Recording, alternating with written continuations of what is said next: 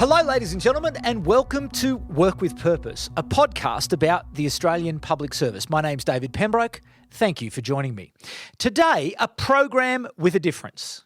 We've brought Studio 19 on the road, and today we are recording and filming in IPAA ACT's offices in Barton, a stone's throw from Parliament House here in Canberra.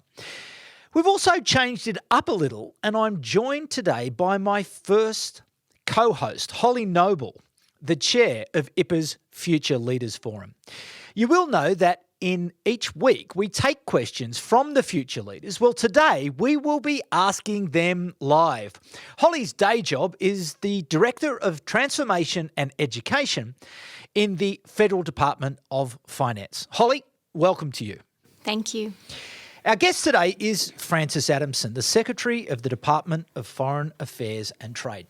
Frances is an accomplished public servant, a South Australian and former rower at the Adelaide University Boat Club. She joined the Australian Public Service in 1985.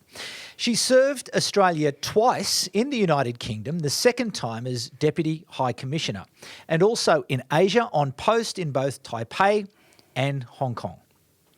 Between 2011 and 2015, she served as Australia's ambassador to the People's Republic of China, the first woman appointed to that role, and she was also the first woman to be appointed to her current position as Secretary of the Department of Foreign Affairs and Trade, and that was back in 2016.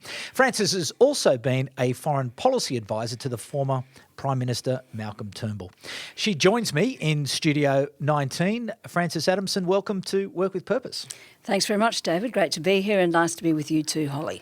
Frances, I'll begin with a bit of a story against myself, because it has to be said that I've admired your sort of competence and composure from afar for many years. And it was in fact in this very room. IPA was hosting a function in your time as president. And I remember watching you at that particular event, and I was admiring the way that you deftly moved from one conversation to the next.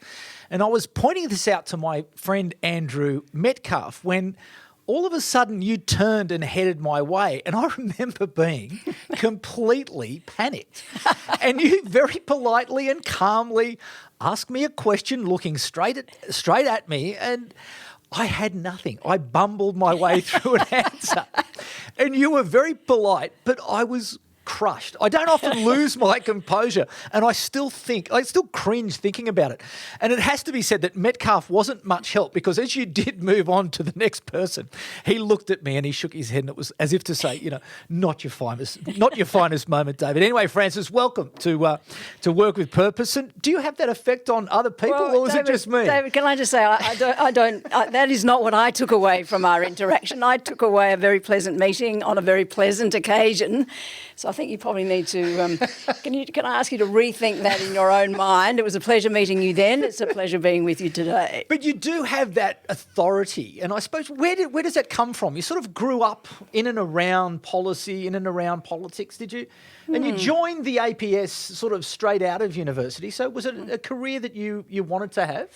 And you were practising for from an early age? Well, I don't know about an early age. I mean, these things start in our own minds at a particular point, and sometimes ideas form over a longer period. But like a number of diplomats, I was on a student exchange program at a certain stage in my life, very early university, and that opened my eyes a bit to the world, and along came an opportunity to come to Canberra. But to your point, because I think this is worth me picking you up on, if I might be so bold, you say I appear confident, or I know what I'm doing, or whatever. But of course, if that's the case now, that's great.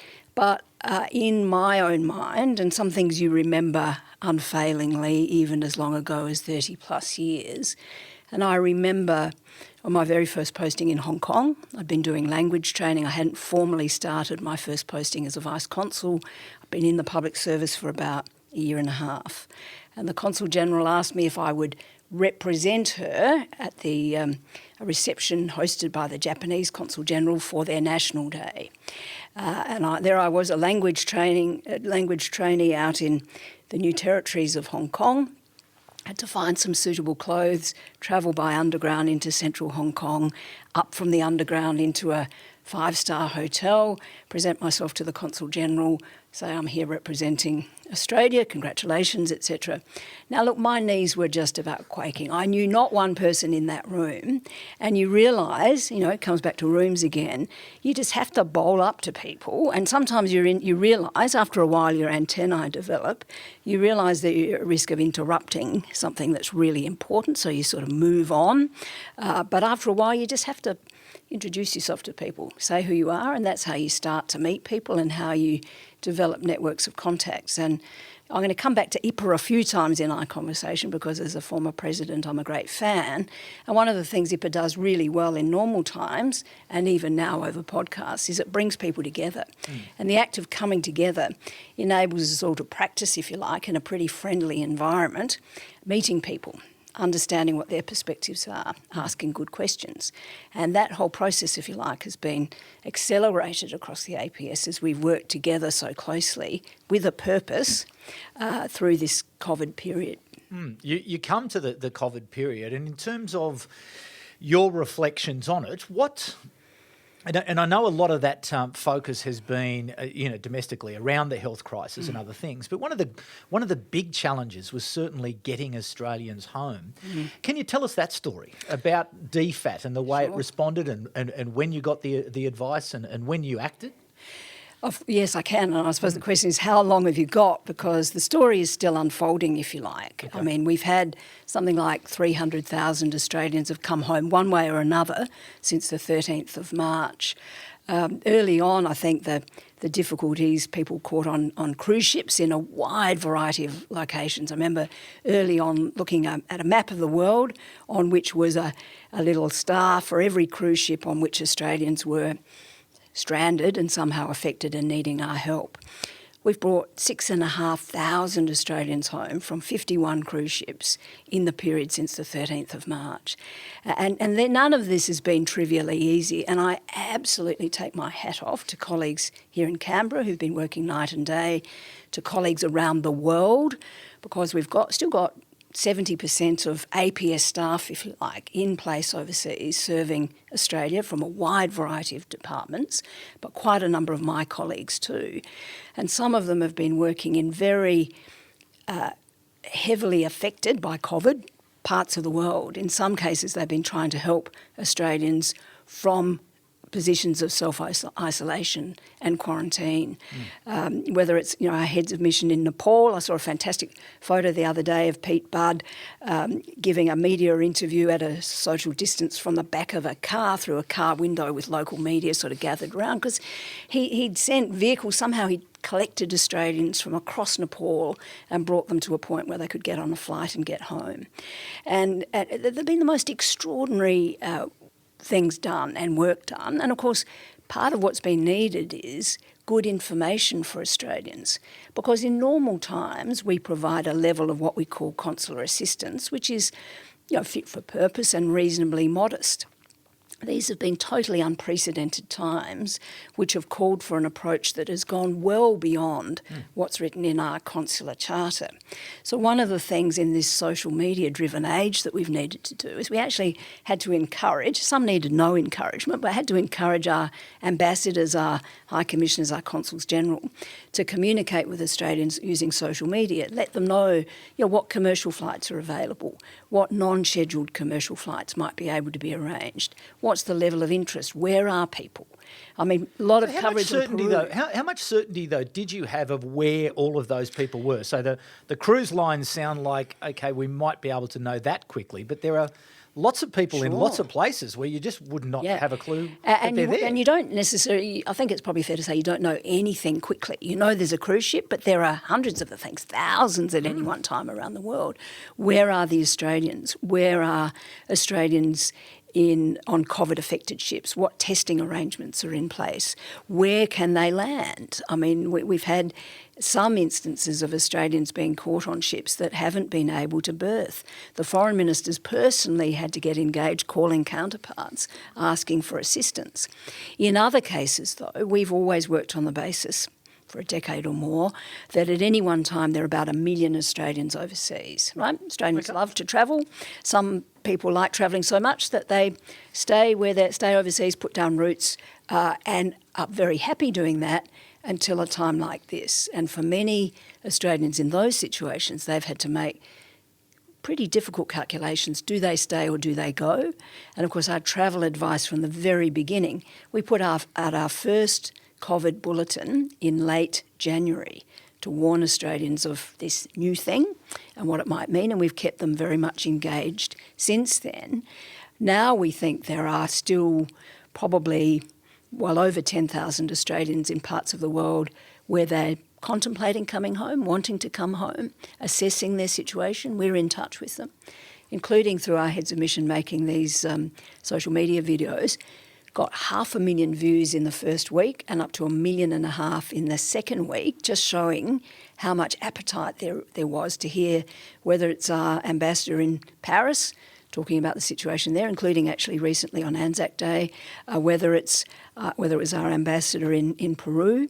A lot of Australians in Peru, including parts of the Amazon that not so easy to get to. So intrepid Australians, pretty capable Australians, obviously, but some of them are really a long way from home and needing our help.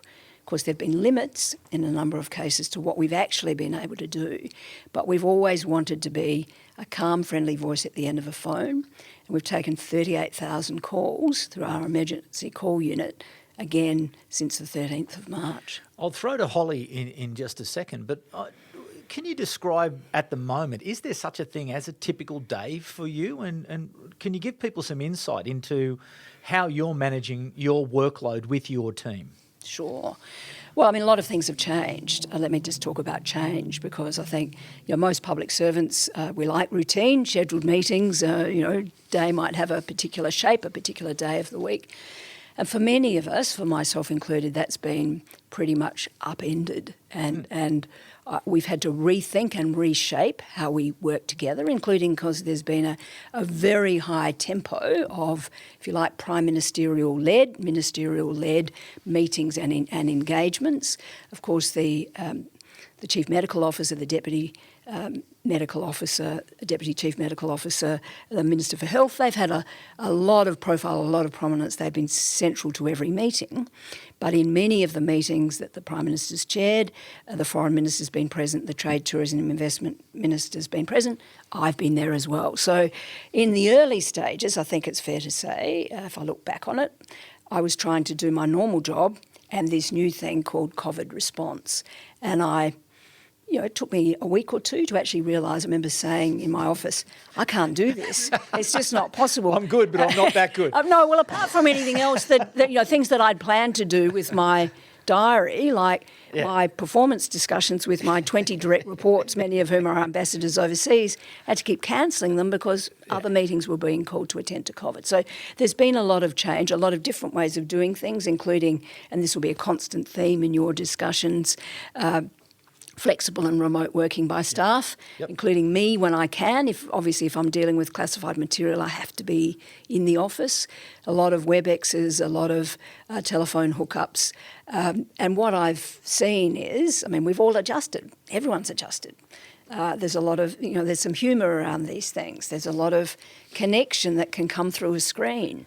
And I think, lots of changes of work patterns, changes to the rhythm. The pace is just frenetic. Yes. Used the word reflect before, and I thought, I had a couple of minutes to reflect on my way from the R.G. Casey building over here, but there's not much other time for that during the day. And I think that's a thing that a bit more on weekends, a little bit more on weekends. You get an opportunity to think more deeply, and I think it's important that we all find time to do that, even while we feel we're working at a fairly cracking pace. Indeed.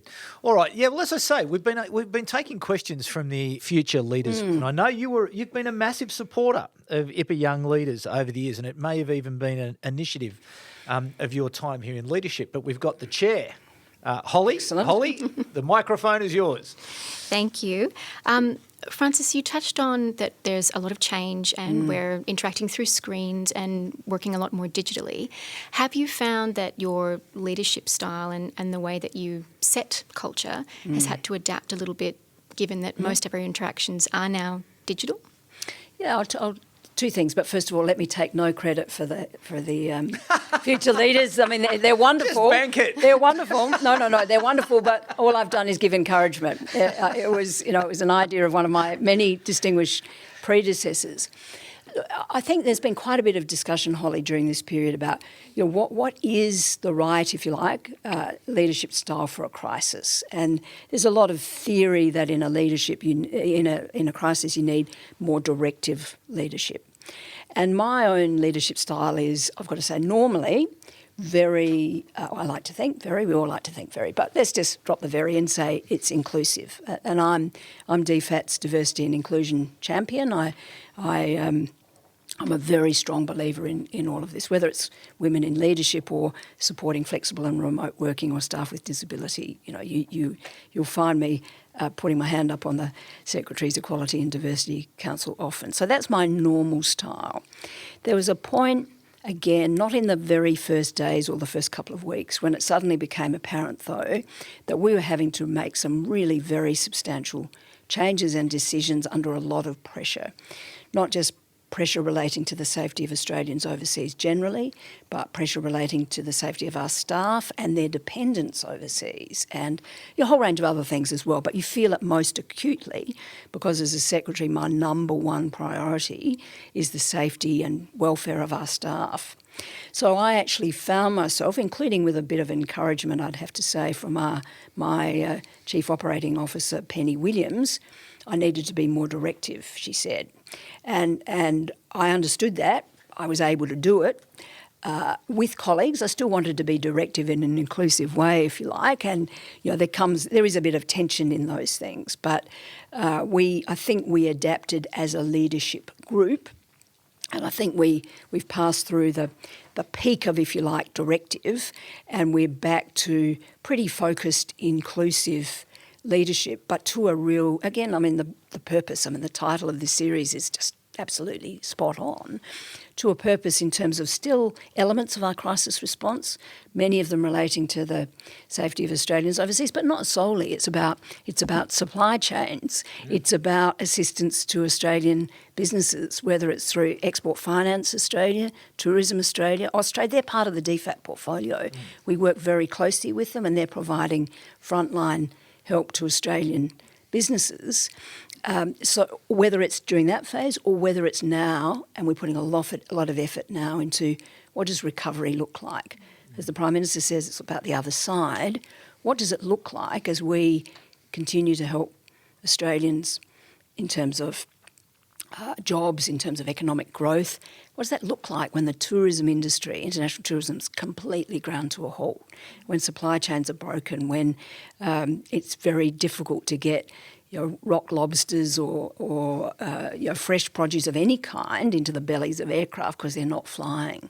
And that's where the International Air Freight Assistance Mechanism has been so useful.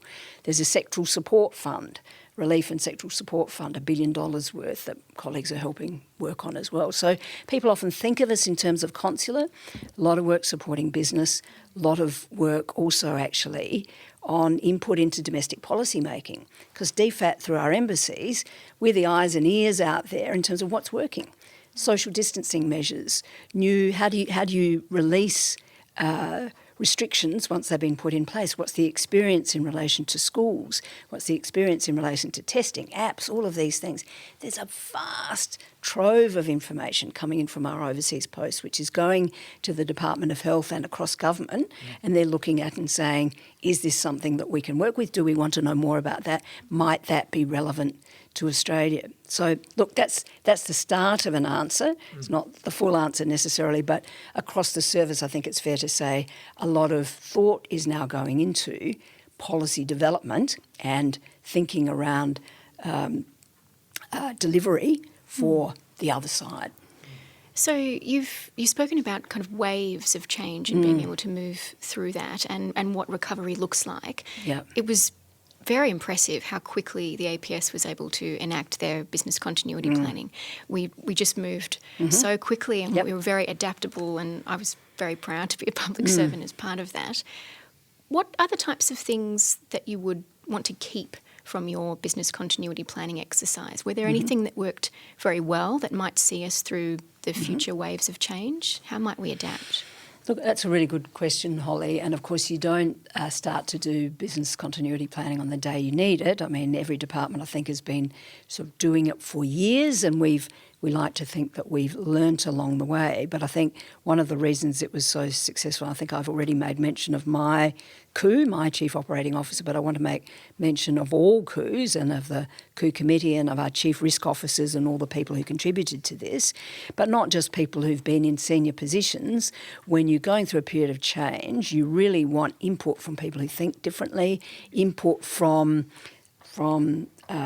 young leaders, emerging leaders, future leaders, leaders of any kind, people who can think differently. And I think what that's done is effectively, if you like, almost, I won't say it's totally collapsed the public service in terms of hierarchy, but it's much more around what you can do, what ideas you can bring to the table, how can we make this work. And I think there are lots of things. I mean, we're engaged in a discussion in DFAT at the moment. Two main elements. One is, how do we learn lessons as we go? And we're very fortunate because just over 5 years ago, the government decided that AusAid should be integrated into DFAT. And AusAid brought with them an Office of Development Effectiveness. And their role is to monitor and evaluate our aid programs as we go, if you like, and once they're completed at various stages. So we've got the Office of Development Effectiveness, if you like. I've got them sitting on my shoulder in a very friendly way, helping us evaluate as we go along. What's the feedback from our staff? What's the feedback from Australians we're serving? How can we adjust this? Have we got our governance mechanisms in place? Because for public servants, it's not just the agility to do things differently. We've got to be accountable as we go. So I think, part of the discussion is, what are we learning as we go? We really want to learn.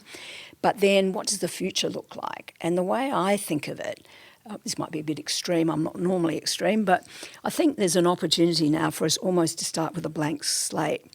You know, there's the period that went before COVID, that's how we did things. We've now got an opportunity to rethink, reimagine, not just in a theoretical way, but drawing on the very practical experience of the last weeks and months and some more to come. So I think that's very much up for discussion, but I wouldn't want to underplay either. I mean, I think the elements of hardship that our staff across the service are going through in terms of, you know, sense of isolation, disruption to normal routines, having to work and homeschool children at the same time we're enjoying, the three of us, having a face-to-face discussion. I mean, how good is that? We want that. We need it. There's almost a sort of physical response to it. So I think while there is a lot that is positive and a lot that we, in a way, want to be able to sort of grab hold of and do something with, I think there needs to be a good discussion about all of that. And I think we will probably need to, maybe more than we realise, I think the adjustments of a return to work and a return to more normal life, whatever that might look like in a future sense, I think we've just got to be quite thoughtful about that and supportive of staff. You've mentioned, for want of a better word, information overload. There's so much information coming in that there is going to be future change happening. It's not going to stop. We've got social isolation. How do we cope with all of these things that we haven't necessarily had to before?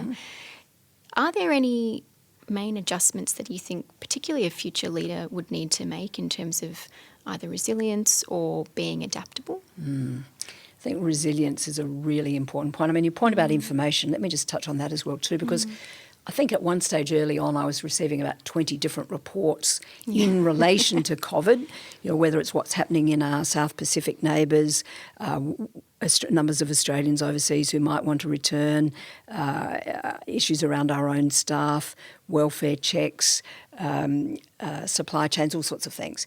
It becomes, you realise at a certain point it becomes too much. So you have to work out, everyone needs to work out where do you get your information from. Now, future leaders are really good at that because you've got your own feeds, you've designed the way you absorb information differently. But I think this tells us, including from the smallest human interaction between us to the biggest geopolitical change out there, things are changing in the world around Australia, and our pre-COVID assumptions we're going to have to re-examine. So you've got to be thinking about the tiny, almost an atom-like, through to the biggest thing that you can imagine. So part of it is that, but in terms of resilience, how do you build resilience other than through experience? I'm not sure. No one particularly goes out there wanting to get scars on your back or to be toughened up or whatever. I think I've been assisted in helping lead our response on COVID by the fact that you mentioned that I'd had a posting in Taipei. I was there during SARS, and I was there. SARS hit Taiwan very, very hard, and Taiwan learned enormous lessons from it that it's never forgotten. And I did too. So I know what it feels like. And there was a genuine sense of fear of the unknown early on. What does this mean? How is this virus spread? We still don't really understand it. But I think, you build resilience through your own experience. And I think managers need to help staff build resilience too. It's got to be part of a conversation. You want people to grow, to use this opportunity. There's opportunity for tremendous growth at the moment. But you don't want to weigh people down too heavily, because then what is otherwise a positive experience becomes a negative. So I think you have to know yourself, and I would say, this might surprise people a bit, I think it helps to be able to somehow look at yourself in a detached way, to just be a bit objective about, what are your signs of stress? Are you snapping at people? Have you got sort of aches and pains that you don't normally have? All of those sorts of things. So you can become more resilient if you're looking after yourself. And making time for reflection. Yeah. So in terms of the recovery, and it's interesting, in the earlier podcasts, Catherine Jones, Elizabeth Kelly, speaking about the role of business. And as we move into recovery, into what will be a new economy, the role of business to create employment, to generate tax revenues, etc. Yeah. What's your reflections on that and the role that DFAT will play in the new economy? Yep. Sure. Well, let me just say there's one thing that we particularly focus on. We're doing a number of things, but one thing that others may not have mentioned. During this period, and Australia is not dissimilar from other countries, governments have needed to change a number of the ways that they do things in relation to trade policy, if you like. And a whole range of measures have been introduced to support business. And that's all good in a crisis.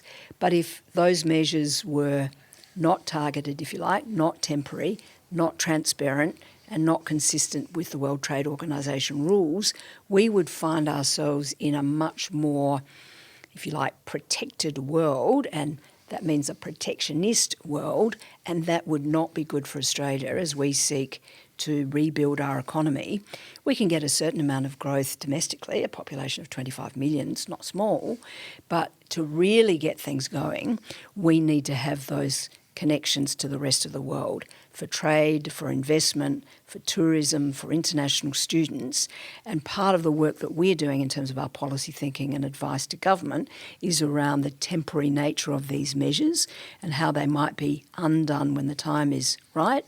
And the Prime Minister's been active in the G20, for example, the virtual leaders meeting that took place, and with other counterparts in saying, yes, we need to do this, but we also need to be looking ahead to growth, and that protection is going to need to come off if we're going to be able to grow along with others. And let's remember, the Indo-Pacific region, before this happened, was generating something like 70% of global growth. So we've got a real interest in our neighbours, once they've recovered, and there's still a long way to go there, particularly for some of them, being really able to fire up their own economies and generate growth, which will help us as well. But do you also see that there will be that necessity for Australia to really come out of the blocks as quickly as it possibly can to capitalise on that growth in the Indo-Pacific region and to be present, available, creating value, delivering goods, delivering services?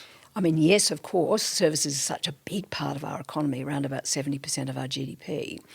But this, the Prime Minister from the outset talked about these twin crises, a health crisis and an economic crisis. And the health elements, everything the government's done really has been based on advice from health professionals. And their advice will continue to be very influential, I think. So, just caught tail end of the Prime Minister's press conference today. He's already talking about we're going to need to keep some of these settings in place for a while yet. So yes, but on the basis of good health advice as well.